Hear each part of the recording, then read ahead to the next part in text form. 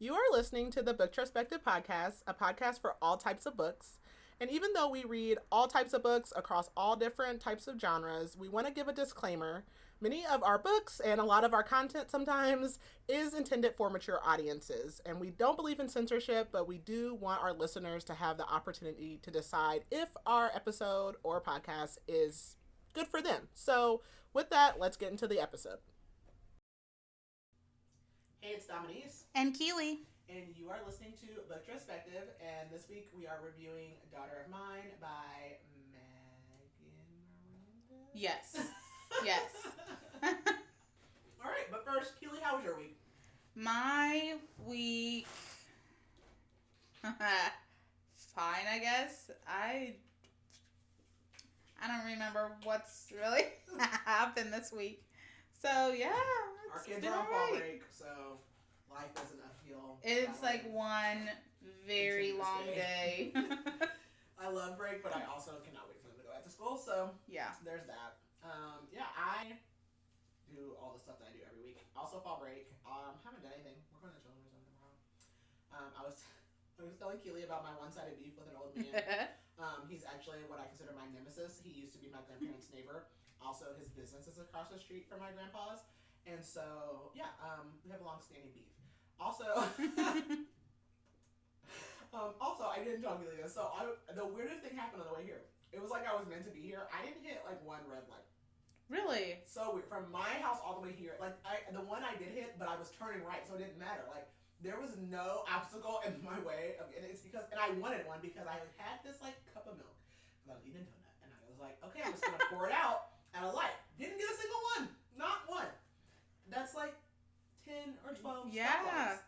And I mean, she's going through downtown to get here too, so like. Yeah, and the only one I did hit was the one right by City Hall. But I was turning right, so like it didn't stop me at all. And then when I got to the one right by the corner here, it turned, like it was red, but as soon as I got to turn right again, it turned green again. So like, all greens, I don't know.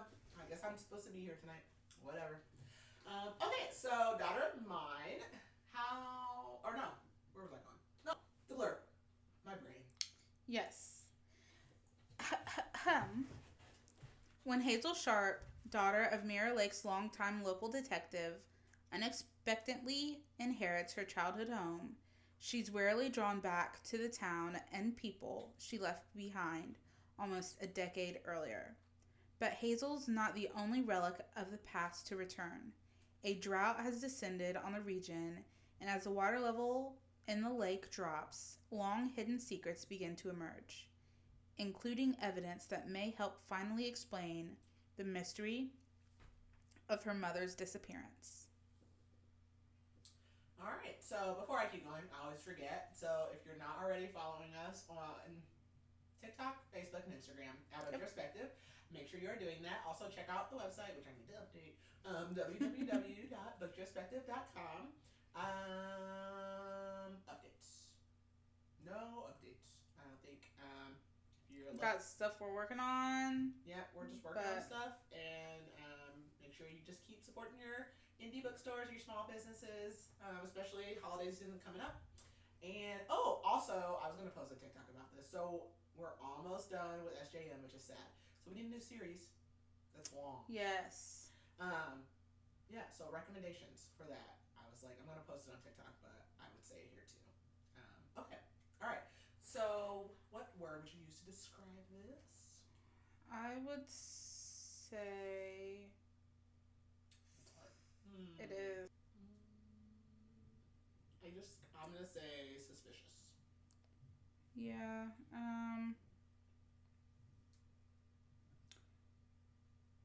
Rural. That is such a hard word for me to say. Rural. Rural. That's my Indiana. Rural. I mean, it's kind of rural, but like. I think you can consider it a town. Yeah. Mirror Lake, or whatever it's called. Yeah. Okay. So this is a thriller, kind of like a whodunit kind of thing, and some other stuff. So Hazel, it's so funny. I never know what these people's name is until 50% through the book because I don't read the blurb. So Hazel is back in her hometown because her dad has passed away. She has two older brothers, and what we come to find out is that they're not really her family. Her dad, they were married, right? I could never really get confirmation. I think they were. I think so. So he ended up marrying her mom when she was like a kid, and then her mom disappears when she's a kid and like leaves her as well. So the stepdad raises her with his sons, and like one of the sons is okay with her, but one of them really has never liked her because he kind of just felt like she took everything from him. It's a very small town. Like everybody is related to everybody and knows everybody. And her dad was a detective. He wasn't the sheriff. No, he was a detective. Yeah, he was like the lead detective for the town. And now her brothers are also police officers as well. And so they have this funeral for the dad, and come to find out he left the whole house and everything in it to her. So obviously they're pissed because not only is she the youngest, she's not technically the daughter. So she's like, I didn't ask for any of this, but she's trying to basically figure out like what is it. And the whole time she keeps like, she lives like 2 hours away, so she comes and goes. Something's weird, like the vibe is off in the house, the vibe is off in the town. It's the middle of a drought. Obviously, like she's always had questions about her mom, and some of her old friends are like, they're acting very strange as well. Like the whole town, it's almost like the whole town's in on a secret, and like she just doesn't know it. So this is a thriller. We're gonna figure out what is going on in Mirror Lake. So triggers. Let's see. I'm sure there are. Gun violence, betrayal, sibling rivalry, infidelity, car accident, alcohol, corruption, addiction, and implied suicide. Alright, so this is your notice that if you'd not like to be spoiled, you can pause here and come back later. Otherwise, we are going to get started. For 1 second. Check this out. Alright, so we open up, and basically every chapter starts with telling us like how many days it's been of the drought. And we are also, this book is 4 parts, I believe. So part 1 is the father, and we are in the drought. It has been 62 days without rain. This takes place in North Carolina? I think so. One of the Carolinas. One of the Carolinas. Because she lives in Charlotte. Yes. South. Forgive me, geography. Oh, also, I wanted to just say before we kept going that, like, prayers and thoughts out to everyone that's impacted by the hurricanes. Helene and Milton, like, our thoughts are definitely with you guys. I meant to say that at the top of the episode, but before I forget, we do want to just pass some well wishes on to everyone that is dealing with the impacts of those hurricanes. Okay, so we are with Hazel. Her father has been dead for 3 weeks, and they're pulling the car out of the lake because the water is so low from the drought. And what we learned is like her father was a very loved man by the community, but she feels like them finding this car is like taking away from the fact that he died, because everyone's focused on this car and not this death. So they pull the car out. It's empty, even though she's like envisioning someone crawling out of it, almost like, first of all, they do this and then this never comes back. I don't even think this happens anywhere else in the book, where she has like these visions or like premonition type things. Because in the beginning, it's kind of like they make it like a thing, and then this never happens. Yeah. Again. But whatever, she has these like premonition thingies. She feels like she can see someone crawling out of it. And her brothers, Gage and Caden, are both police officers now, like their dad was. Gage is the older one, Caden's younger, and Caden is the one that does not get along with her. That car must have been in the lake for at least 15 years because there's a guardrail there now that was installed about 15 years ago, so it had to happen at least right before that was installed. And basically, like, the town is, like, around the lake, kind of, and, like, basically, like, if you drive one way or other, it's like a circle, so you're gonna just circle around this lake.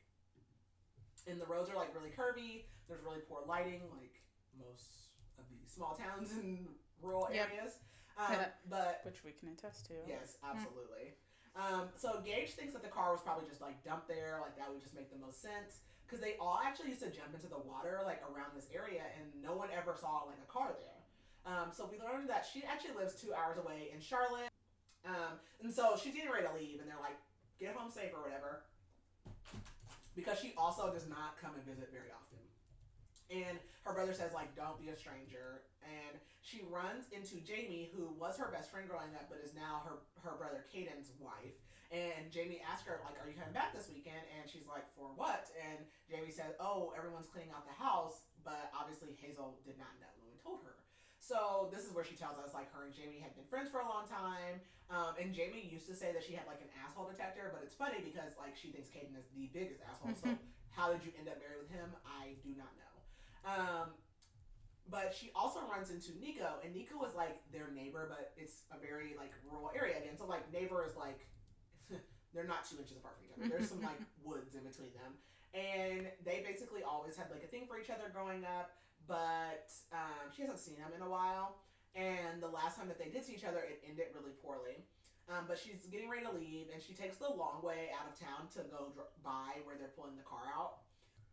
And as she's leaving, she gets a call from her uncle, and he tells her that her uncle is also the dad's brother. He was an attorney or a lawyer, and he is the executor of the estate, and he says there's something in the will that she needs to know about. So we jump ahead to 65 days without rain. So she's basically like thought about all week about what her uncle tells her, which is that their dad left her the house, solely her.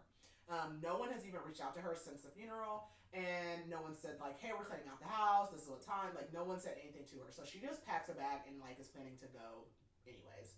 And she wants to get there before everyone else because she's trying to figure out like, why did her dad leave her this house?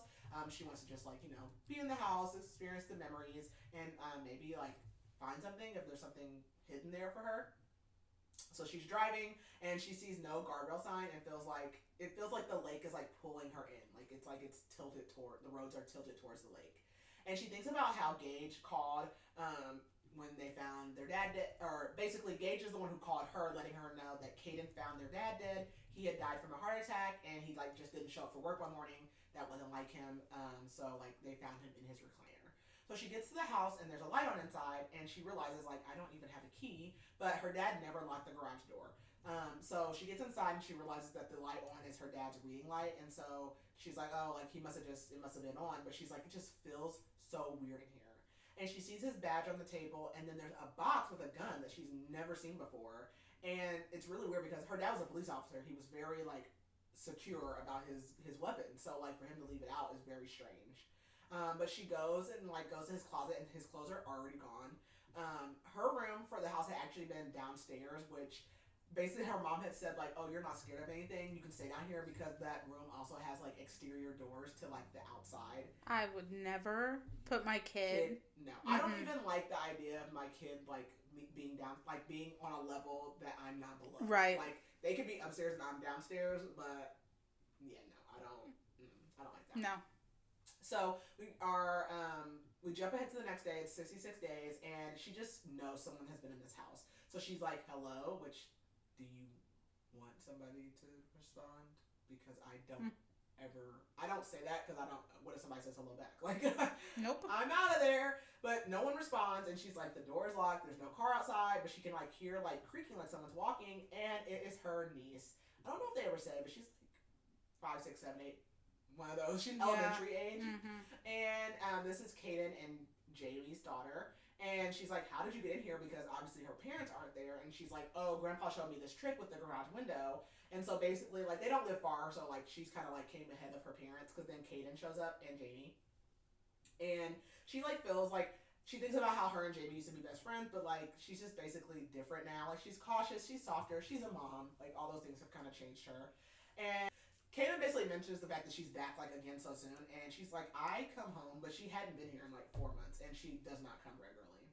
And she tells him about the gun, like, not being in the cabinet, and he kind of, like, freezes, but he doesn't say anything about it. And then Gage shows up, and so what they learn is, like, there's not much money because basically her mom left and took all of the money. So we'll start to learn, like, about her mom shortly.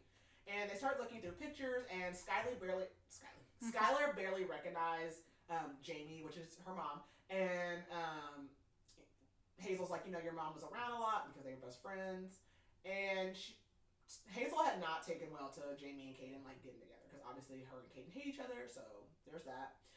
Caden is sitting in their dad's chair, and his like eyes are closed, and all she can think is like, this is probably how our dad looked, and like how he probably thought that he was just asleep.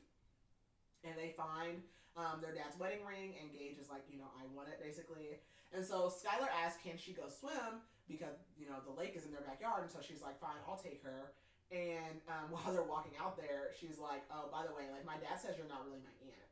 And that's when she kind of like, well, man, I'm not really, but she is. Like, she grew up with him. And that's when their uncle shows up and is saying basically like he comes out back to talk to her while Skylar's swimming and is like Kaden wants to fight the will. They found another one in the safe though, but that will also said the exact same thing. And basically like one of the brothers thinks that your dad would have wanted y'all to split the house, like, but he didn't write that down. And she's like, I don't know why he even left it to me. And he says, why not? You're his favorite. And she thinks how Kaden isn't lying, like she's not really the Skylar's aunt, and this is where like we get the whole she's not really related to them thing. So her mom had basically left her behind. She had left her a letter, and it was what did you say? Like left to titled? No, I'm like what's the Daughter of mine. Yeah, but I'm like, what do you call it when you like like that? Like to written to? Like oh god, like there's something there. There's a word for it. I don't know. But it was dang it, what is it? Not prescribed to, like it was addressed. That's what it was. Yes, okay. yes. I'm like, there's a word. Okay. So she basically, her mom had left her this letter addressed to her as daughter of mine, which is what her mom always called her. And the letter had just said, I hope one day you can forgive me. So basically, her dad's name was Perry Holt. And her mom had met him because he came to come to their trailer as a police officer at one point. And she thinks of her mom and how her mom did leave her like for a better life and a family. And then all of a sudden she looks and she's like, I do not see Skylar, which she like made her promise like she would watch her, and like she made Skylar wear her floaties because like you know she can't swim that well. And she like gets in the water. She cannot find her anywhere, but she looks and she's like under the like deck platform or whatever. And so like everyone's freaking out, but she grabs her and she's fine. And Nico comes out, which is the neighbor, and he's you know right next door.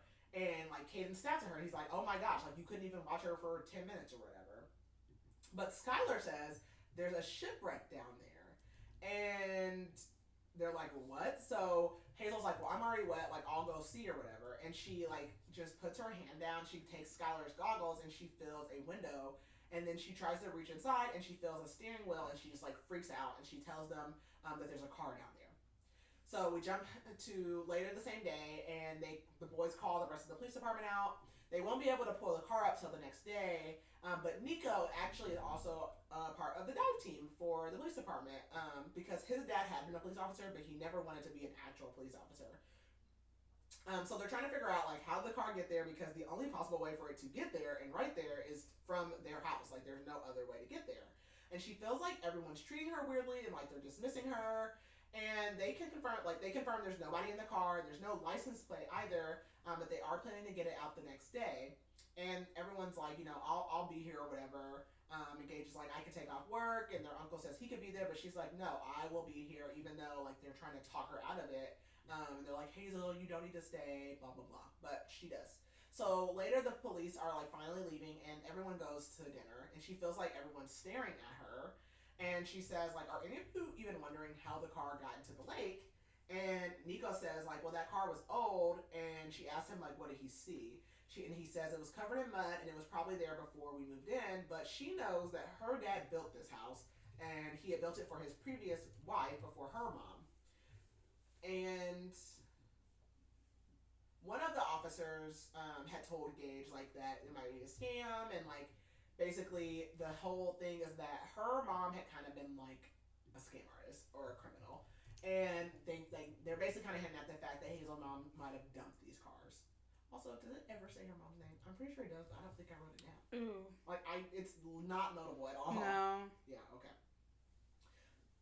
And so Gage was like kind of condescendingly talking to her, which is weird because like he's the good brother, like he's the one that actually tolerates her. But basically like she's thinking about how her and Kaden used to fight all the time because they were really competitive. Her and Kaden were actually in the same grade, so like grade, sports, everything was competitive. And she's like, she just tells everybody like, if you're mad, just say that.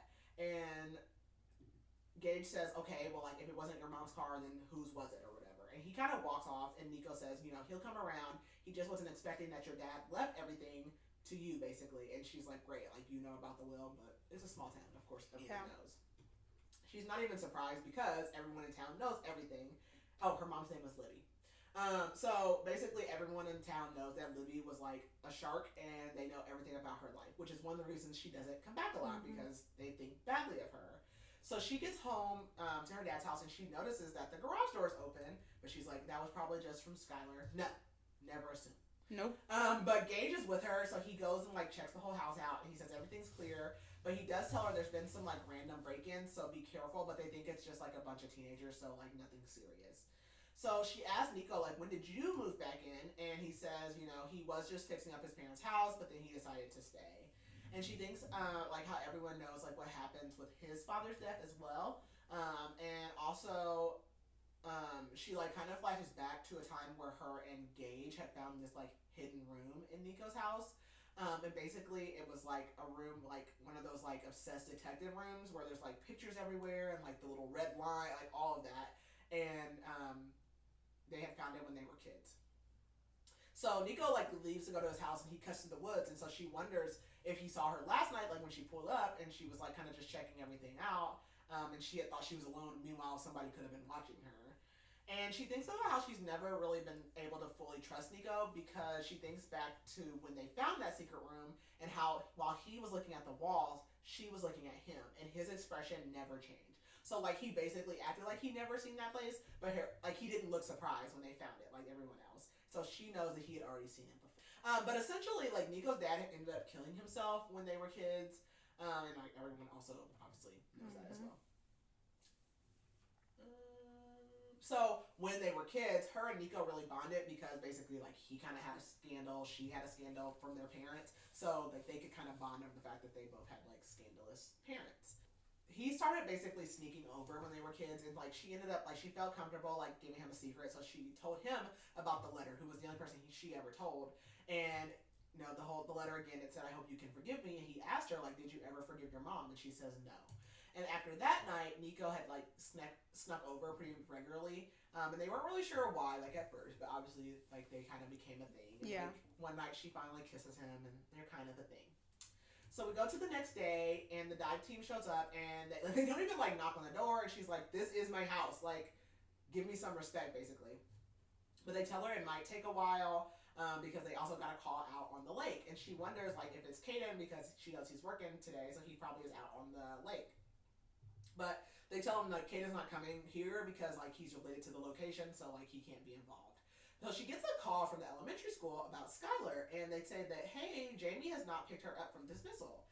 So she goes to the office, and she thinks about the time that she was in the office, and her and Jamie had ditched class, and she didn't know, like, who, like, she knew they called somebody, but she's like, who could they even call? Like, my mom's gone, and they had called her dad. They had called Holt, and that's basically when he was like, he says, like, you know, I'm her dad, this is my daughter, and she had never loved him more. Like, he was like, I don't care what happened with your mom, like, you're mine, and I'm keeping you. And no one ever really questioned the fact that he took her in because there was nowhere safer for her to go than to like the head detective's home or whatever. So that day that he like picked her up, he came and got her, asked her what happened, and she actually had punched a kid for like making fun of her mom and like the whole situation. And so her dad had asked her like, who taught you to throw a punch like that, Gage? And she's like, no, Jamie. So Caden, like, also growing up was the only one who ever, like, continually reminded her that her dad was not her dad. So again, that just kind of goes back to their rivalry. So she pulls up to Jamie and Caden's house, and, like, the front door is open, but it just seems so weird. So she goes inside, she looks around, there's, like, a drippy faucet, but she's like, Jamie is nowhere to be found. So then Caden pulls up and is like, what are you doing here? And like, she can see he's questioning, like, why are you at my house? And she's like, the door was open. He's like, oh, you mean like unlocked? She's like, no, it was physically open. And he's like, okay, so you brought my daughter inside to check out an empty house? And she didn't. She had told Skylar to like wait in the car. Like, what do you want me to do? What do you want me to do? And he goes inside, and she's like, did you check? And he says yes. And she goes, well, it's not really like Jamie to go missing. And he said, actually, it is. Like, you wouldn't know because you're never here or whatever. And he says that that's what she does when we have an argument, and she's just trying to prove like how much I need her. And that's weird to Hazel because she's like, yeah, but this would publicly embarrass him, and Jamie's not like into public embarrassment. Yeah. And so Caden just like snaps at her and is like, just leave. So then she gets a call from Gage later, and she like kind of updates him about everything that's going on, but he brushes off the Jamie situation too. So they finally are like towing this car out of the lake, and she just like hangs up on Gage because he's being annoying. So Nico's there, and he like comforts her, saying like, that car's definitely been in there a while. And she sees a man with a camera, and she like goes out to them, and she's like, "Hey, like this is private property." And he's like, "Oh, I thought this house was empty." And she's like, "Well, you thought wrong." And one of the cops, her name is Serena, she comes over, and she's like overseeing the removal and everything. And so she makes everyone that's not police leave. They pull the car out. There's no plates, just like the other car, and there's no registration inside either. And Serena's dad's also there, and he like makes Hazel feel so weird, like because he's also like a head detective, and he's just like he makes her very uneasy. But they check the trunk, and like no one's in there, so she relaxes. But she sees these bags inside, and she goes, "What color are those?" And everyone's like, "What? Like, why does it matter?"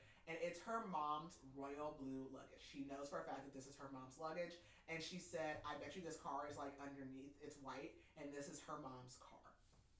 So we go to part 2. This is Mother, and it's the same day. And she thinks about the day that her mom left. It was completely normal. She had been 14. They went to school. Gage was driving them to school then, and she had, instead of coming home, she had stayed the night at Jamie's. So when she came home the next morning, that's when she found the letter, and the police were in her kitchen, but she didn't think anything weird of it because like police were always at their house. But she then found the letter down on her bed, and basically her dad had been super shocked because he was like thinking that she was gone with her mom because she didn't come home the night before. And so she's like really confused, and she's like looking at these pictures. They have pictures of her mom at the bank, and she's like, "Okay, so my mom's at the bank." And Kaden is like, "No, she's gone. She left yesterday morning, and she took everything because essentially she cleared out her dad's bank account." And what they say is that her mom had been slowly stealing money over time, has stolen from their uncle Roy because she worked at his business as well, and had even took the boy's dead mom's jewelry. So she tells them, like in present day, she's like, "Those are my mom's bags, and this is her car." And she tells Gage, and she's like, wonders like if he's realizing like my mom never actually left. Like what happened to my mom? And he asks them to open the bag, but like Serena's dad is like, we need to, you guys need to go inside. You don't need to see this. And everyone's like back up because they're afraid of what's inside of it. But they open the bags and they're empty. So now Hazel's like even more confused. And they ask her like, "Do you have pictures of your mom's car?" And Gage says that he thinks like, if your mom didn't want to be found, like maybe she just dumped the car. But Serena's dad was there the day that her mom went missing, and like all she can think about is how like he grilled her like everything, like where's your mom, what is she doing, all these things. And Serena shows them a picture of the first car that got pulled out of the lake, and they asked like, "Have you seen this car before?" Or no, and she asked Hazel, "Have you seen this car before?" But like she does it so Gage doesn't hear her. And she asked Serena like, "What do you think happened to my mom?" And she says, "I think something caught up with her, and it seems like she was running." And so she admits to Serena, like, "Well, we were running from someone once, Joe Lyons, who was a man they previously lived with, also in North Carolina. And at that time, her mom had went by Beth, but then when they moved to Mirror Lake, she started going by Libby." So Hazel asks Serena, like, "Have you ever heard anything about my mom more than like what everyone knows?" And she says no. And Hazel admits, like, "This is why I moved away, because like I just could not have life here, and I just lived in my mom's shadow." And so as like Serena is leaving, like Gage is starting to argue with her because he feels like they're keeping him out of it too, which yeah, because this is your dad's house. So Hazel just like grabs her stuff and she's like, "Okay, like the car's out, I'm going back home." And Gage is like, "Good, that's good." So she drives straight back to Charlotte, and it's like 11 o'clock when she finally gets home. And she goes to her office, which is also where she lives, and she pulls out the letter from her mom, and she just keeps looking at it over and over again. And she's like, "The police can never know about this letter." And as she was growing up, she had looked for her mom, but she had never found anything about her. The only thing that happened is one time she got a strange postcard from Mexico, but nothing ever came of it. So we go to the next day, and she wakes up, and she feels like super weird, like she forgot something. And her friend Kira comes up. Kira and Luke are her business partners, and they're actually a couple now. They weren't like when they started getting together. And what Hazel does is like she flips houses and buildings. So her plan is to flip her dad's house and make it like more pleasant. So when Kira and Luke come up, they ask her about like the car, because obviously it was in the news as well. And she calls Kaden, and she goes, "Hey, like by the way, I do have Sky's backpack." Or she goes to call him to tell her that she actually found Sky's backpack in her car, but he doesn't answer. So she calls the house phone, and a strange woman answers, And she's like, I'm babysitting or whatever. So basically, Jamie is still not home. So she calls Gage and she says, like, Jamie's still not back. And he's like, oh, I assumed, like, she came back already, but, like, I didn't actually ask. And he kind of snaps at her and he's like, look, there are actually missing people. Like, stop worrying about Jamie. Like, no one thinks that weird. She's, like, just left her daughter and she's gone. Like, that's weird behavior. Yeah. So Hazel tries to go back to work, but she's like, something is not right. Like, I have to, like, go look for Jamie. So she goes back to Mirror Lake and she goes to Jamie's mom's house. Her mom's name is Sunny, and she's like, Jamie doesn't come here anymore. So her mom is kind of like into pills really bad because she, she worked hard all of her life. Basically, she's got some injuries and she's kind of got addicted to pills. And I think she's also like an alcoholic now as well. So Sunny says, like, there really is a pattern, like, with your dad and him, like, and his wives, basically. And Hazel says, like, well, his first wife didn't leave him. Her name was Audrey. And what she says is, like, the boy's mom basically wrecked her bike and died. And that's why her dad would never let Jamie ride her bike home from their house because it was, like, through the same woods or whatever. And her mom says, no, she was going to leave him. And she tells her, like, why don't you ask your uncle? And she's like, also, does it make sense that their mom was riding her bike in the dark? Like, that's weird. And she's like, I told Jamie that she didn't have to get married just because her and Kaden got pregnant. So that's essentially why. And Hazel thinks about how she never even knew of this anyway. It's like she basically had asked her to be a bridesmaid and it was a shotgun wedding. And the only reason she found out that Jamie was even pregnant was because she noticed that she wasn't drinking with everybody else. So, yeah, like they have basically been like leaving her out of stuff for years at this point. And Hazel says, like, well, I can't just believe that she would leave Skylar behind. And her mom says, well, she can't take her kid from a cop. Like, everybody knows, like, what that looks like. It's like, if anything ever happens and you're in a relationship with a police officer, you're basically kind of, like, doomed because they have so many methods of, like, keeping you down, basically. And Sunny also says, like, well, I heard they pulled your mom's car out of the lake. And Hazel says, yeah, she dumped it. And Sunny says, do you really believe that? And she's like, it seems like everyone doesn't make it out of Mirror Lake so easily. So Hazel go home and she's wondering, like, where Jamie could possibly be because her mom had said, like, this city is, or this town is her favorite place. Like, she wouldn't really leave. So when she gets to the house, it's weird because the power is out. And she hears footsteps, like, in the woods, but she doesn't see anyone. And again, she calls out and no one answers. Like, girl. Yeah, announce yourself. Let the killer know where you're at. Yeah, like, do you have no tactical skills? So she's like, oh, it's just an animal. No, it's not.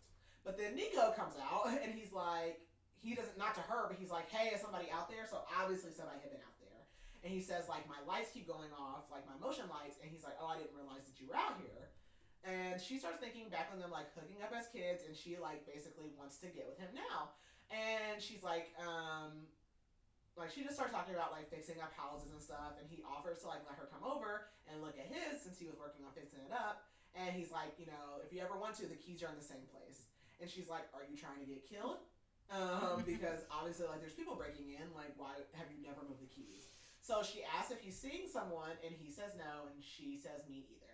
So they actually have hooked up and, like, been together before. They actually started, like, sleeping together, was after, like, his father died, and then after, it's, like, sporadic. Like, they weren't ever a couple. So, like, after his father died, after Jamie and Caden's wedding, and then 2 years ago, he had come to Charlotte, and they ended up meeting up. And the last time that they were together, he had, like, left abruptly because this entire time, Nico is best friends with Gage, and he does not want Gage to know about their situation or whatever. So she joked, like, about telling Gage, and he's basically like, no, like, this is still a secret, like, we cannot tell him. And she's like, do you always do what my brother says, basically? And so he kind of, like, stormed out mad. And she really wanted to tell him that he was the second person ever to break her heart, but she doesn't. She ends up going over and staying with him. He ends up coming into their house this time and spending the night, basically. So around, like, 3 a.m., they're in bed, and they just hear, like, this beeping. And he gets up to check, and then he's like, oh, like, it's late. Like, I'm going to go ahead and go. No, stay. Yeah. Go ahead and stay. I'll go with you. Yeah, one of us, wherever you go, I go. I mean, like, at least the lights, the sun comes up or something. Like, I don't know. But before he leaves, he does tell her that he's glad that, like, she's come home. So the next day, like, she's like, okay, what was that beeping? So she checks all the smoke detectors, and none of them have batteries. And so she's like, okay, then what was beeping? Like, that's so weird. So her uncle shows up though, and like he doesn't know that she's there. So he gives her like all the info for the utilities because she is wondering like how are the bills getting paid, and he is like, your dad must have had it like on auto pay or something like that. And he tells her like, Kaden might not do well with the fact that you're staying here. So she goes into town to get batteries, and she comes back and she finds that her dad's light is on again. But she sees this on a timer, and she's like, oh, like the outage must have like affected the timing or whatever. So she puts batteries in all the detectors, and she goes to her dad's like super old computer, powers it up, and it asks like, do you want to restore the last session? So she does, and she like gets into his email, and she like resets his password so she can like see his bank information, and she finds like it's very low. Like she's like, did the boys empty out his bank account? And she realizes though like there's not a big withdrawal, so like where has all her dad's money been going? Mm-hmm. And as she's sitting there, she like, you see movement like out of the corner of your eye. No, but she sees it like across like one of the mirrors in the house, and she's noted like her dad has so many mirrors, and it's like he was like paranoid or something. And she notices that there's people outside, and they are recording, and they're like looking into like her car. So, well, I must have skipped something there because I'm sure she didn't just leave them there, and then she goes to the bar. I don't know. So she goes. So yeah, she goes outside to they're the people in the boat, right? She goes outside to confront them and pretty much takes out a private property sign. And he asks, "Are you the? Who else is living here with you or whatever?" And she's like, "Nobody." Yeah. Okay. And then pretty much tells him to get lost. Okay, that's what I thought. I'm like, I must have skipped that part. So after that, she goes to the bar that Jamie used to work at, and she tries to use like the bartender's phone to call, but like no luck or whatever. So they tell her like, Jamie actually does not come here anymore. And so then she goes back towards Jamie and Hayden's house, and she gets the backpack out as if she's like there just to drop it off. But she checks inside of it, and there's a picture of Gage and Kaden when they were kids with their mom. So as she's sitting there, Kaden and Skylar pull up, and he's snapping at her again. And he's like, did you come all the way back here just to bring a backpack? Like, what can I do for you? And she's like, I am worried. And he says, like, everything is fine. Because Skylar, she's like, why wasn't Skylar at school that day? Like, cause she called at the middle of the day. He's like, Skylar has a stomach bug. We just came back from the doctor. Like, we're good. And she's like, I went to see Sunny. And he says, Jamie doesn't go see her anymore. She told her to clean up her act, and she didn't. So, like, she cut her off, basically. And Hazel says, well, I just want to know what happened. And he says, well, so do I. What lies did you say to my wife that made her leave? Because the only thing that's changed around here is you. And she notices how silent Skylar is, and she's like, this is different. She's like, it's like she knows something, and she's not sure like what she can say, so she's just being really quiet. So she knows that Caden's lying to her. And he basically just says like, you're a con just like your mom. And she says, my mom's car just got put out of the lake. Like, do you ever think that maybe you're wrong about her? And he says, I don't know what to think, and I don't know what to think about you. I never did. All I know is you've been stealing from me since the day that you showed up. So she goes back home, and she still has the picture, and she realizes the car in the picture is the first car that they had pulled out of the lake. So she thinks about how Sunny said it doesn't look good to lose 2 wives. And she's like, no, like it doesn't. She's thinking more about it. And she's like, why would the car be in the lake when they said that Audrey died from a bike accident? So she wonders like why neither of the boys like noticed like or said like, okay, we know the car or whatever. But then she remembers how Kaden had like rushed the car when it was pulled out and how he was like looking all inside of it. So she wants to talk to Sunny again, so she goes out to her house, but she's gone. Her bike is gone. So she goes back home, and there's a knock at the door, and she's like worried, but it's Nico, and he has food, and he basically like apologizes, saying like, we're too old for this, like we don't have to keep things a secret, all that stuff. So Gage calls and tells her, that he told her that he would handle the whole thing with Jamie, and like she keeps pissing Kaden off basically, and she's like, well, I'm worried, and he's like, this is not the first time that she's left him, and he's like, remember what it was like everything gets back to dad, like when we were kids. So like same thing, the whole police conversation again, like everything that Jamie does is going to get back to Kaden. And he says, Kaden thought that you were in the house, and she's like, no, I didn't go inside of his house. I was just like looking to see why the door was open. And while she's on the phone with him, something feels wrong again, and she tells Gage like, I think someone has been in this house. And at this point, like Nico had already left, like he just came for dinner and then he left. And she says, last night the smoke detector was beeping, but there were no batteries inside when I went to go check, but there were batteries in the trash. Like, I don't know what's going on. But Gage, again, like, brushes her off, and he does tell her, like, just make sure everything's locked up or whatever. So she goes to check, like, her dad's, like, voicemails or whatever, and there's one from her dad's friend, who was like, I just called to hear your voice or whatever. This is after he's passed, so he's, like, just listening to the voicemail. But then she finds a message from Jamie, and it says, like, do you have Skylar? I was in the shower, and somebody walked in the house. I could have swore the door was locked. And then she goes, like, I have to go. It's not safe for us. Bring her to meet me tonight at our spot. And that message was from the day that the car was being pulled from the lake until she hadn't checked it, and then she had just gone home afterwards. So it's been, like, 2 days now. But she still goes out to the lake to the spot where her and Jamie always used to meet, and she finds an empty canoe, but, like, there's nobody else there. And then this police officer just shows up, and he's like, what are you doing out here? You've gone past, like, the fence that blocks this area off. And she's like, how did he even know that I was out here? Like, why are you out here? And he's like, hey, like, we actually have a kid that's missing. You should go home. So she does go home, and she sleeps in the living room with the TV on, so that, like, hopefully people see that this is not an empty house. But she thinks that, like, whoever it is knows that she's been here, and they don't care. Like, they keep coming in. And I'm like, why do you keep staying here?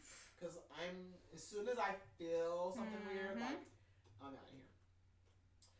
So we go to the next day, and she, like, is checking the whole house again to see if anyone came inside. And she tries to find a place to develop a camera, because she had actually found a camera at the lake when she went to look for Jamie the night before, but she cannot find a place to do it. So she checked her call log, and she realizes that Sunny had lied to her, because Jamie had called from Sunny's house on Monday night, but Sunny said she hadn't seen Jamie. So she goes back out to Sunny's house again, and the bike is still not there, but her front door is open. So she goes and she knocks, and she sees Sunny on the couch. She's, like, passed out. She thinks of all the times that her and Jamie found her like that. So she goes to wake her up, and she realizes that her eyes are open, but she just, like, slumps over. So she calls 911, and she's trying to find anything to help, trying to find a pulse, and she just realized that Sunny is dead. She knows that Sunny must have, thinks about how Sunny must have knew something, and, she thinks about how she asked, she thinks about how Sunny asked her, like, do you really think what happened, they said happened to the boy's mom is what, like, really happened, and the whole thing about her dad having 2 wives that are gone. But she thinks about how her dad looked genuinely shocked when she came home without her mom that day. Like, he did not seem to know that her mom was going to be gone and not take her. So she waits inside Sunny's house, and her brothers end up showing up, and she thinks, thinks like she always felt like her dad loved her, but maybe he kept her around because she was evidence. And we go to part 3, and this is titled Sons. So Kaden will not come in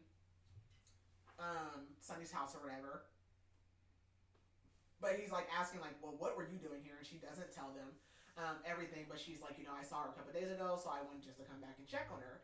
And he's like, is this about Jamie? And then he's like, you should just go home, like, this is Gage. And Gage is like, you need to go home. Like, if this is about Jamie, you're just going to keep pissing Kaden off.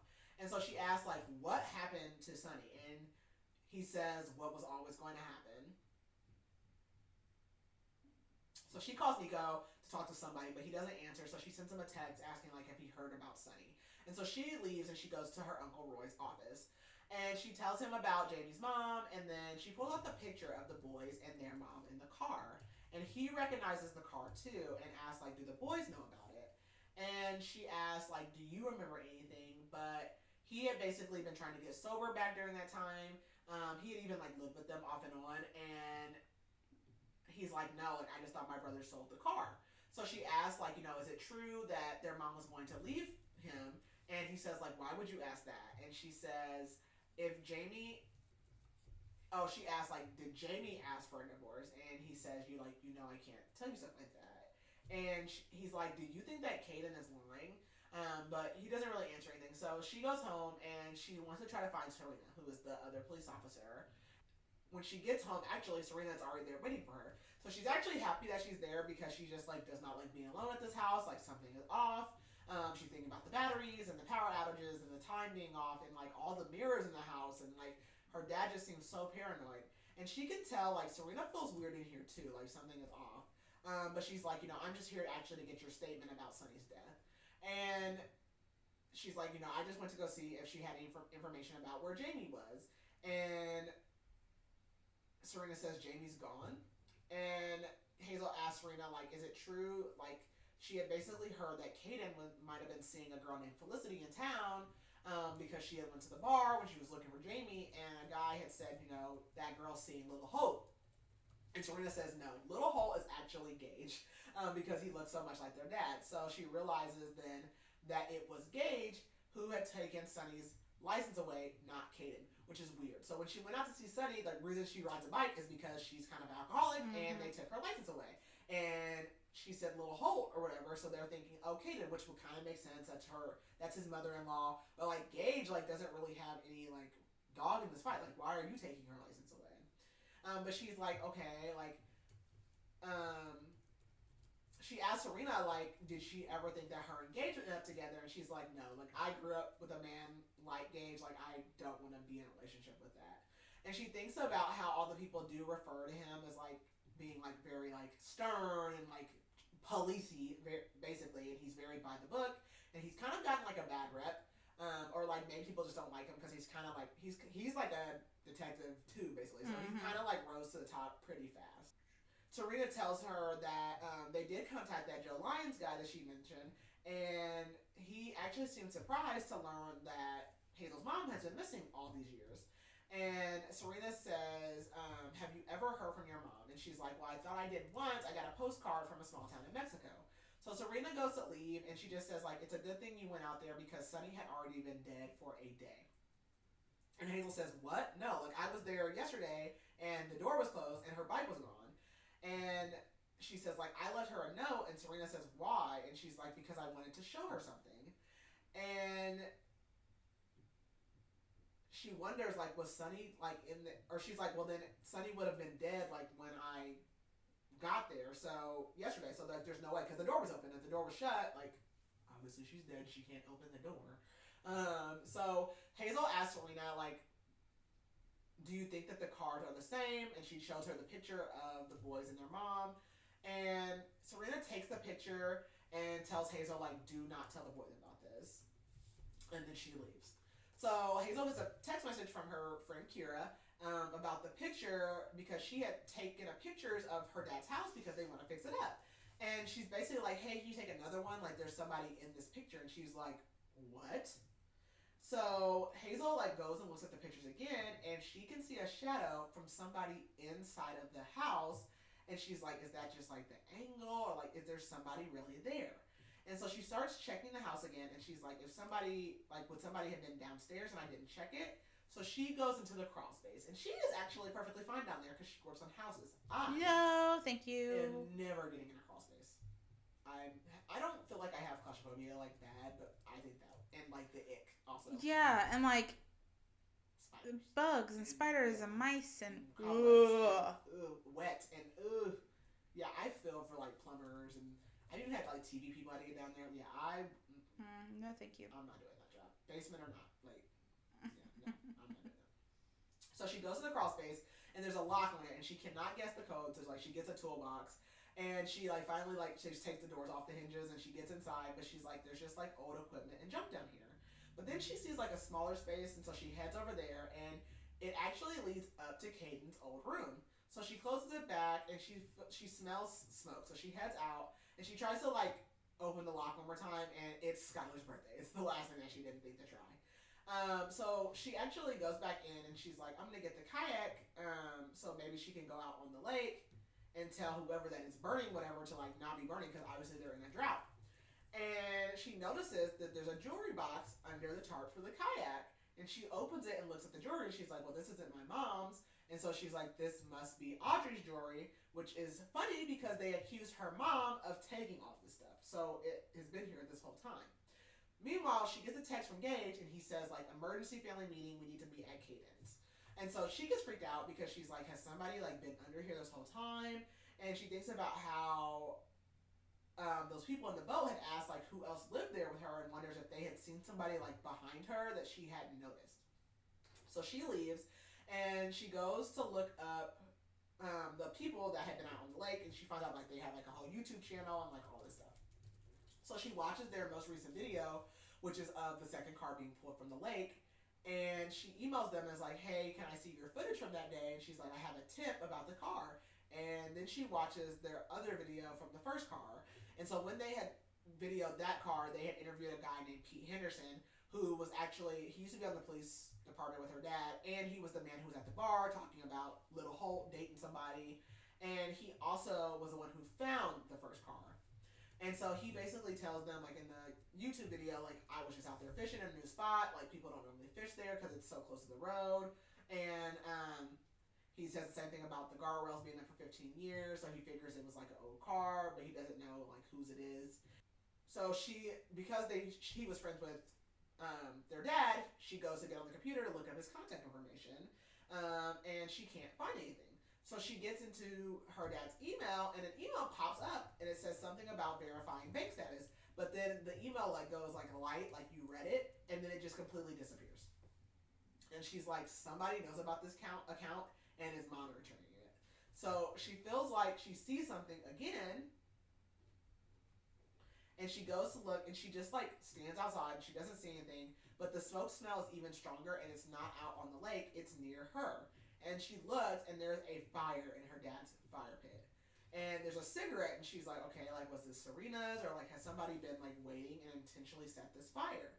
So Nico shows up, and he's like, you didn't answer the front door. He's like, I got your message about Sunny. And she asks him about the kids that have been, like, breaking in and stuff. And he tells her, like, because he also works at the school. He's, like, a biology teacher or something. I don't know. So, I think so. Yeah, biology. I think so. That sounds right. And he's like, basically, like, the kids are doing this dare. Like, they take, like, one person takes something from a house, and then someone takes something from another, and it just kind of keeps going until, like, someone chickens out of the dare, basically. And she says, like, do you know who is doing it? And he says, I do have my suspicions. He said, I actually think they might have stopped because, he said, I actually think they might have stopped, but he asked her, like, is someone taking something from here? And she says, no, but it's just, like, weird stuff, like, with the motion lights and the smoke detectors. And he's like, I don't know, that seems like kind of petty. I don't think they would do that. But he tells her, like, he has to go. He has, like, a dive class. And he's like, you should come with me and just, like, get out of here. But she won't. She has to go meet her brothers for dinner. But she does take him inside and show him the jewelry case. And she tells him her theory about the fact that her mom didn't take it. And he's like, have you told anyone else but me? And she says, no, like, we're the only ones who know. And she wonders, like, can she trust him? And she just keeps thinking about how Jamie had said, you can't trust anyone. So she grabs a disposable camera, and he goes, oh, you too? The kids, like, think it's cool, so they've been, like, carrying that around instead of their phones. And he tells her, like, I have a friend who can develop it for you. She's the art teacher.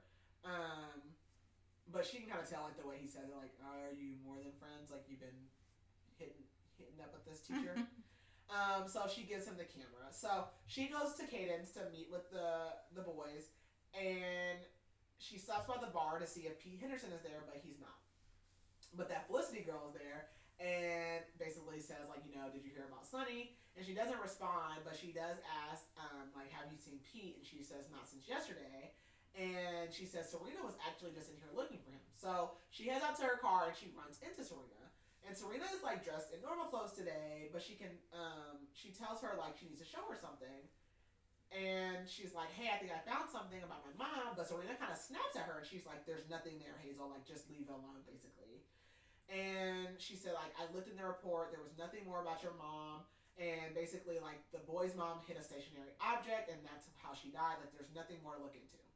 And Hazel's like, why is she acting different all of a sudden? And she's wondering, like, can I trust Serena now? Serena says, did you know that Pete's my godfather? And, like, basically everyone in this town is family, and they're your family too. And it almost seems like she's giving her a warning.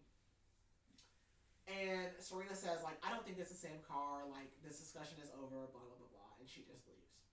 So she gets to Caden's house, and not only are her brothers there, but Roy is also there. And it almost seems like this is, like, an intervention. So, but she goes in, and, like, there's pictures all on the wall, and, like, even a picture of her. Like, she can't believe she was included. But she sees, like, one picture of the boys and their mom, and she has on this teddy bear bracelet, and she knows that she saw that bracelet in the box. Gage tells Hazel, Skylar doesn't know about her grandma yet, so, like, also don't tell her that, or whatever. So they have dinner, and then Skylar's supposed to go to bed, so Gage, like, basically is like, okay, like, we're all here, we need to have a plan. There's a lot of outsiders that want information about this family. And Kaden just like looks at her and goes like, wherever you go, chaos follows. And she's like, I thought this was a peace offering. And Roy says, well, your dad would hate for you guys to be fighting.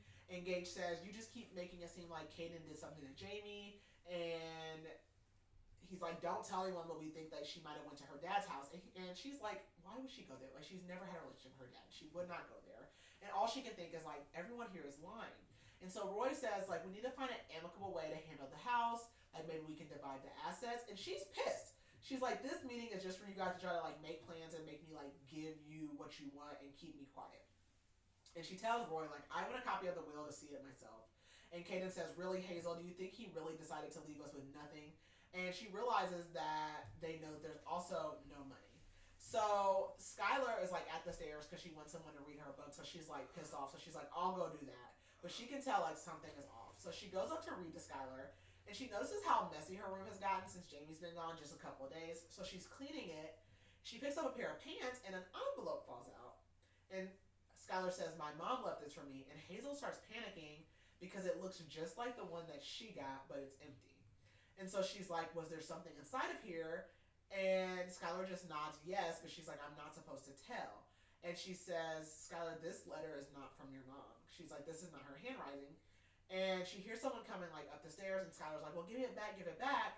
And so Sky goes to her jewelry box and she pulls out the actual letter, and it says, I hope one day you can forgive me for this. And then it also says, we're not safe here. Pack light. I'll be back for you tonight. We are being watched. Don't tell. So Hazel asks, like, did your mom leave that for you in your backpack? And Sky says, well, my dad took me to school that day. And Hazel can hear like somebody's coming, so she's like, I need to take this. And Skylar's like, promise you won't tell anybody.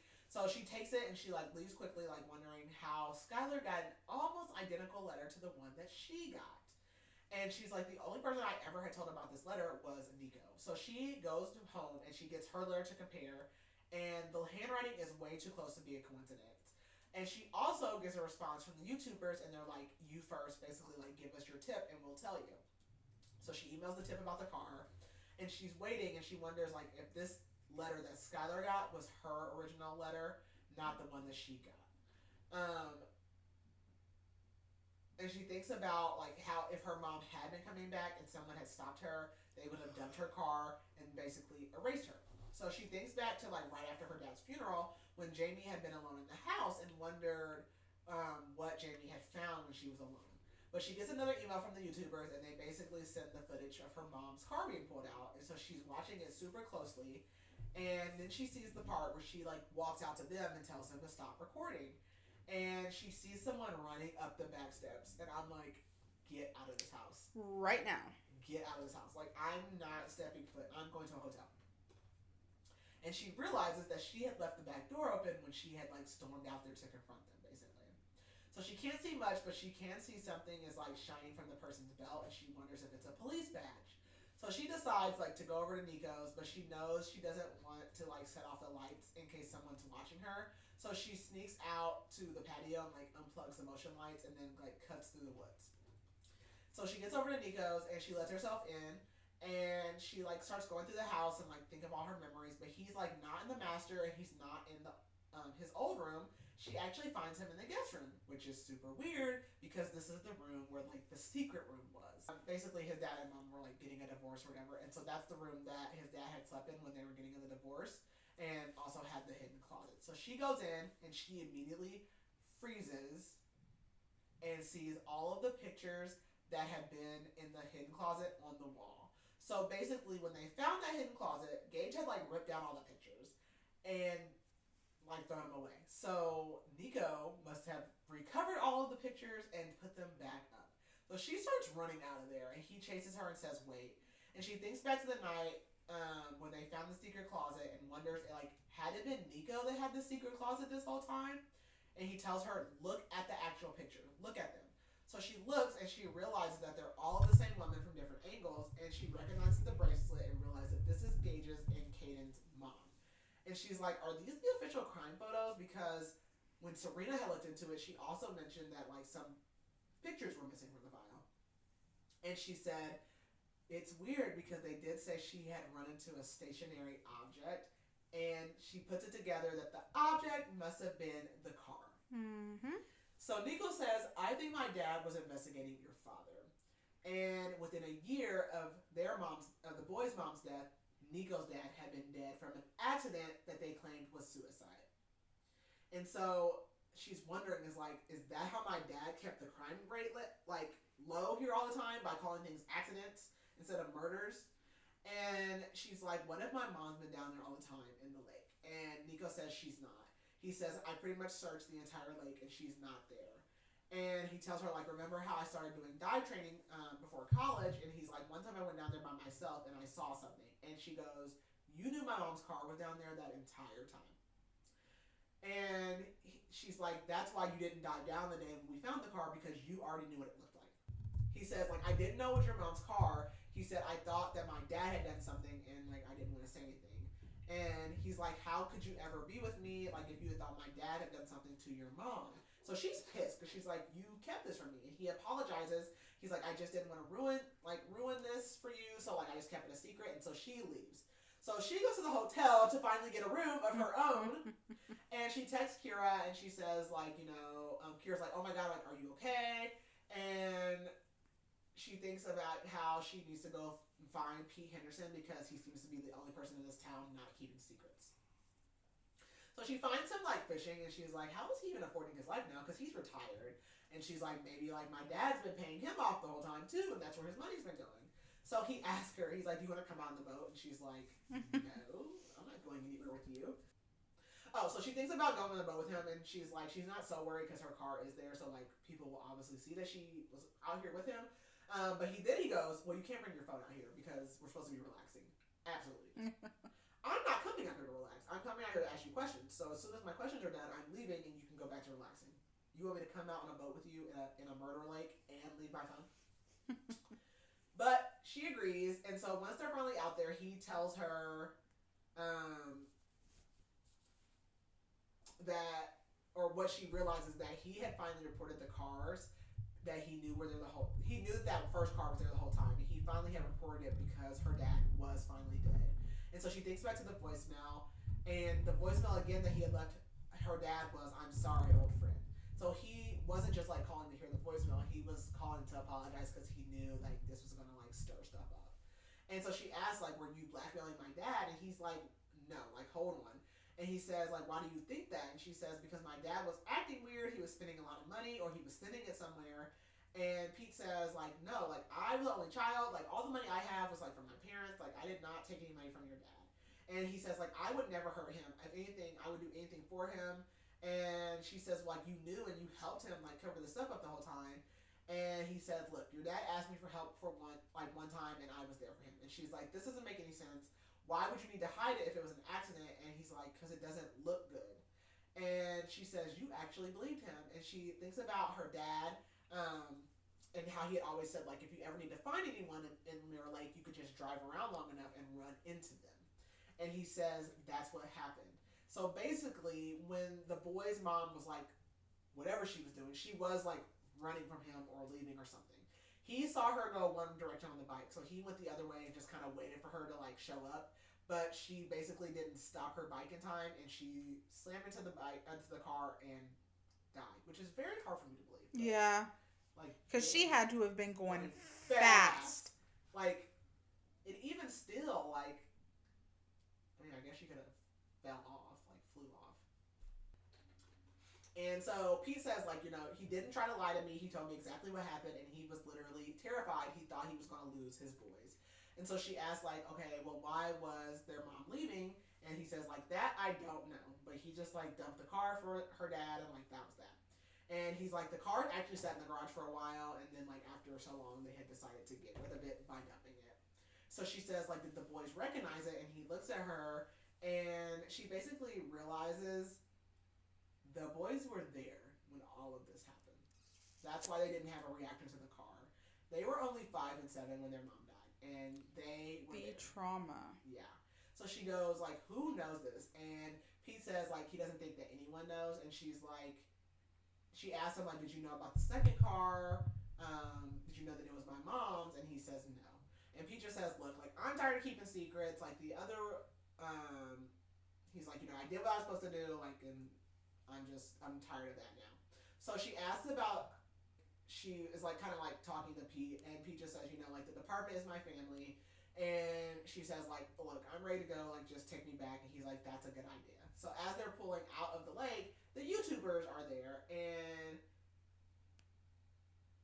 he's like, just basically tells everyone, like, okay, be careful, like, it won't be long now, and they're like, for what? And he's like, can't you feel, like, the rain's coming?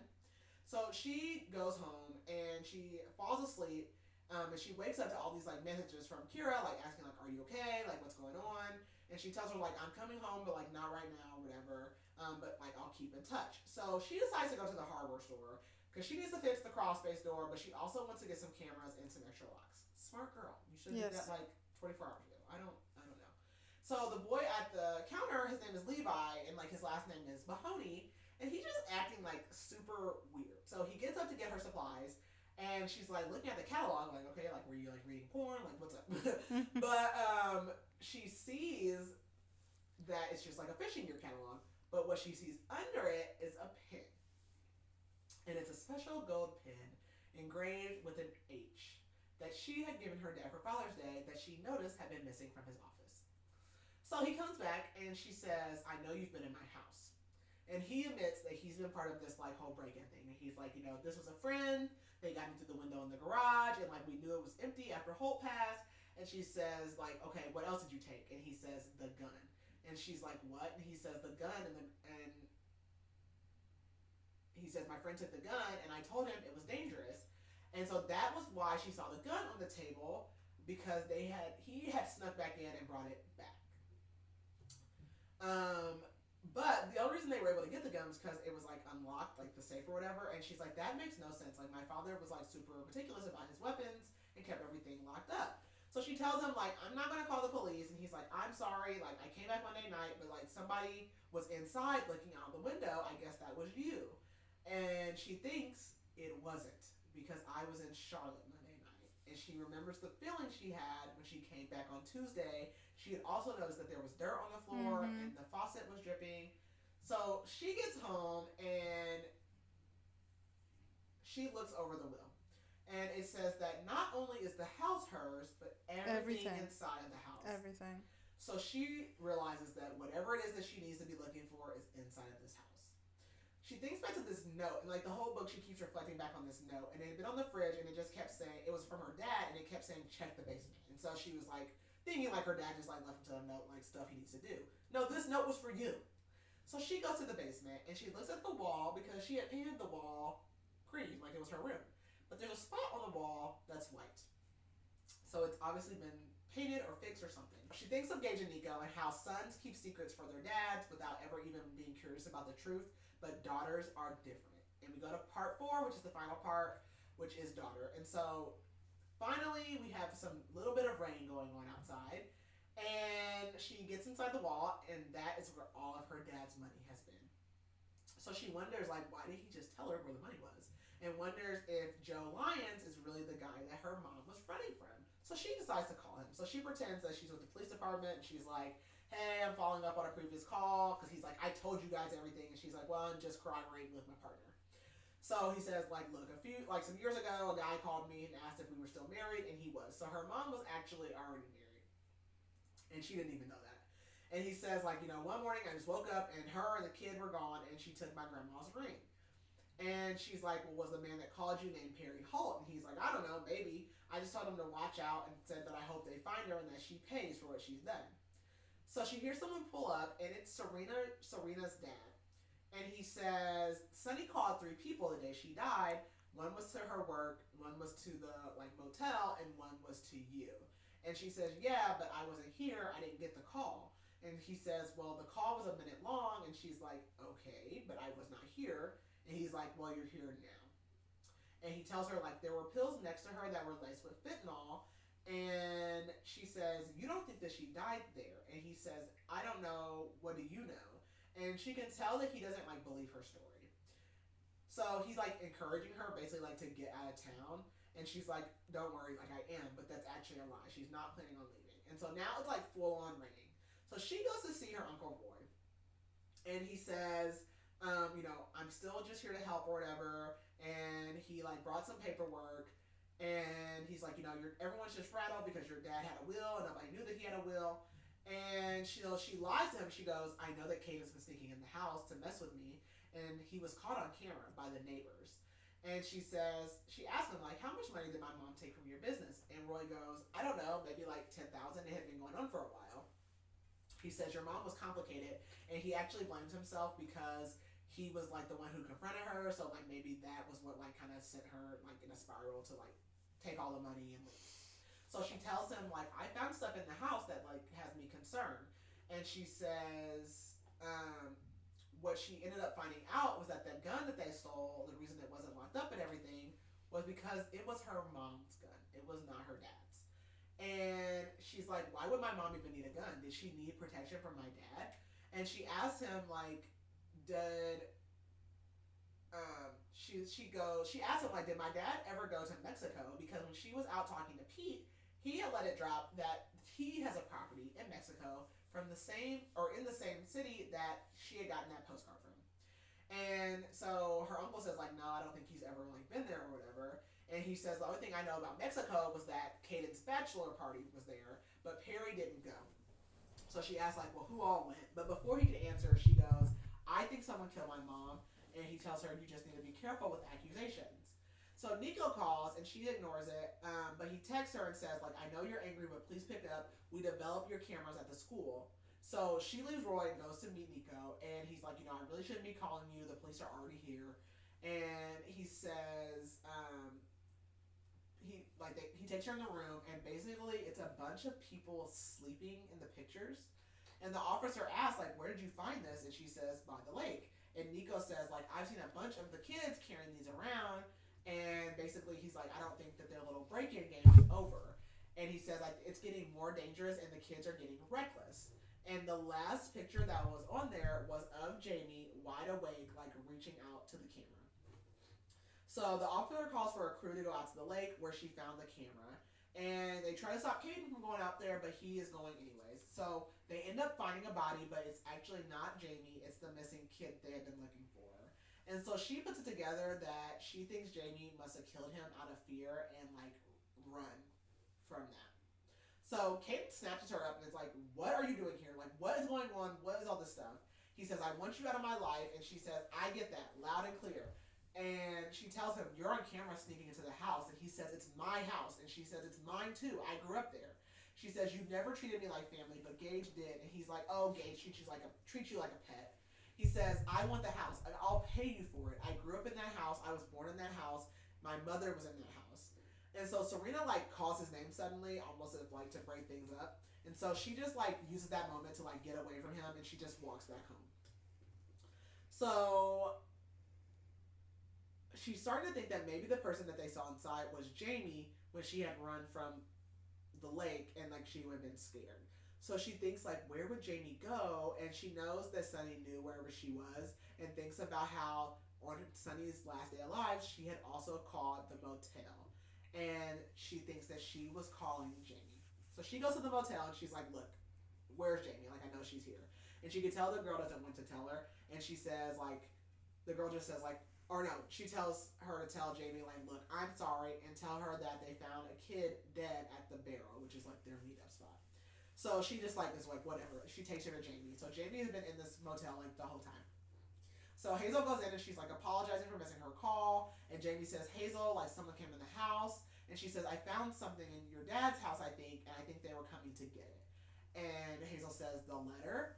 And she wants to call the police, but Hazel says, let's call Caden first, because like everyone will understand like what happened with that kid was an accident. So she did actually kill that kid. She didn't mean to. She was just trying to get away from him. So she leaves and she goes home and she finds Gage in the basement where the hole is with all of the money. And she tells him, my mom didn't make it, and basically says like, our dad is hiding things, and she thinks that this money was a confession. So she goes to get the letter, and it's gone. And she realizes, like, why are you down here? And she says, did you kill my mom? Did you leave me that note? Because he was, like, 18 or whatever, or, like, almost 18 when she went missing. And he says, like, no. He says, I found the note on your bed that morning and I just changed it. He's like, I didn't want the secret to get out about my mom's death. And he's like, but I think that Caden told your mom and that is why she was leaving. And he begs Hazel, like, please, like, just let this go. And she doesn't know, like, why would my dad hurt my mom, but then also leave all this stuff here? And she says, he was trying to protect you. She says, you were the one in Jamie's house looking for the letter, and he admits it was him. And he says, like, I heard Jamie say that she had found it when we were at Dad's house. So she tells him that everything that's happened to Jamie is literally his fault because she thought someone was literally chasing after her, and it was you. And basically, over time, her dad had been finding the things that Gage has been hiding and putting his own pieces together and basically thought that Gage killed Hazel's mom. But meanwhile, Gage had been trying to protect his dad's image, thinking that he did something. So it's kind of like they're both doing no communication. Yeah. So he swears, like, I did not kill her, and Hazel wants to believe him. And she says, did you send the postcard? And he says, yes. He said he saw, like, she had come home for Christmas, I think during college, and he had saw her on the computer, like, searching for her mom, and so he just wanted her to, like, stop, basically. And so she's devastated. She kicks him out of the house, and then she has a message from Kira asking, like, is she going to be coming back soon because the weather's getting bad? And she just feels, like, so alone and like she doesn't have any family. So she goes to lock up the house, and she goes to get the money from the basement, and the house goes dark. Absolutely not. No, thank you. So she gets a flashlight, or she sees a flash outside, and then there's lightning, and there's like a figure. So she assumes that this is Caden. So this girl is so dumb. She just goes outside and she texts him, but then she turns around and now she's locked out. So she assumes that he's like here to just destroy the house if he can't have it. So she goes to the front door and it's locked too. So she goes in through the crawl space, and now the gun box is empty. And she hears a click. And it's Roy. And he says, I don't want to do this. And she says, what do you want? And he says, for you to stop. He says, do you know the things I've been protecting for your dad? And she says, he told you about Audrey. And he says, no, Caden did. And Hazel says, I know everything. And Roy says, did you know that Audrey was coming to me that night? She had a plan to leave and everything. And she thinks of how Sonny had told her to ask her uncle. And he says, Sonny was one of my most consistent customers. And she realizes that he was the one in the email. And she says, you were blackmailing him, talking about her dad. And he says, no. He says, I actually got into some trouble at one point. And Perry thought he was going to send me to jail or rehab. But I told him I knew his little secret. So he makes her walk out towards the lake. And he says, your mom was worse than you, always in someone's business, and she found out that I was doing bad with money, because he had basically, the $10,000 that they accused her mom of taking, he had messed that money up. So she hadn't stolen anything. He says, Sonny came to me demanding more information, so I gave her something. No one was even surprised she overdosed, just like no one was surprised about Nico's father or your mother. So he's just been out here killing everybody. Left and right. So Hazel asks, like, did you kill Perry? He's like, no. Like, he was valuable to me. So she tells him about the letter she left, and she realizes that he was the one that called Joe Lyons and dug up her mom's backstory. And Roy says, he killed the love of my life, so I killed his. So he basically is mad at his brother for the mom dying, so he killed Libby. And she says, you killed her at your house and then brought the car back to make it look like she ran. And she says, where is she? Or she asks, like, where's my mom? But then Caden shows up because she had texted him. And she just starts, like, saying, like, he's trying to kill me. He's going to kill me. He killed my mom, and all this stuff. And so Caden is like, Roy, why do you have a gun? And she says, Caden, he says, Caden, I always looked out for you. Why do you even care about her? She's a fool. And he tells Hazel to run, and then all of a sudden there's a shot. And she hears Roy, and so now she knows that Roy shot Caden. So she's hiding, like, in the woods, and she can hear Roy, like, looking for her, but he goes the other way. So she runs back to Caden, and she calls 911, telling them that Caden was shot, and she, like, runs off again. So she decides to dive into the water, and he's, like, shooting after her, and he says, we can blame this all on Caden, and he starts following her out into the water. But the difference is she grew up swimming in this lake, and it kind of has, like, a whirlpool effect to it, but Roy didn't. So as, first first of all, as he's coming out to her, there's like a drop off, so he starts going under because of that. But she just starts like swimming out, and she's like, basically the way to do it is like you kind of just have to let the lake take you and like relax. But he doesn't understand that, so he's like fighting against the water, and then all of a sudden he starts calling out for help, and then no, he drowns. So she makes it out, and she gets back, and she finds Nico, and they start like, the police show up, and everyone's like working on Caden, and he tells her like, I told your mom about what happened to my mom, and she says you did the right thing. We were just kids, and that is it. We go to the epilogue, and it is after the raid. So they have like a little small memorial for her mom at the lake, and then they all kind of decide that they're just gonna like share the house, but Caden is actually gonna live there full time, but they all have like equal rights to it. And that is the end. The end. So, thoughts, ratings? Let me see. Well, I rated it. I think I gave it a 3.5. I gave, not Daughter of Fine, it's Daughter of Mine. I gave it, if it'll pop up, 4 stars. I really enjoyed it. I do feel like it dragged on a bit. There was some unnecessary just filling to it, but overall I liked it. Thought it was pretty good mystery. Yeah, like I feel like it could have been like cut like honestly like a fourth of it out. Yeah. But it did drag. Like the thing about like in the beginning it's almost like, okay, is she gonna be having like premonitions or something? And then that never comes back. And then I'm trying to like see, like, did all the dots connect? I feel like they did. I don't know. Like, I guess they were just kind of fake outs. Like, I feel like they were trying to build Gage up as doing something, but I never really like thought it was him. I don't know.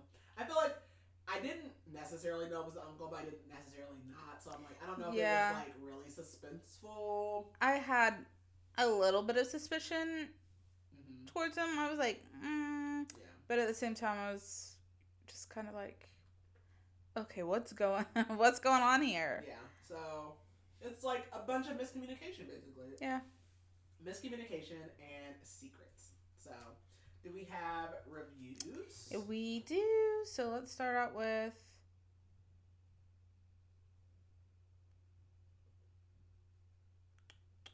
five stars.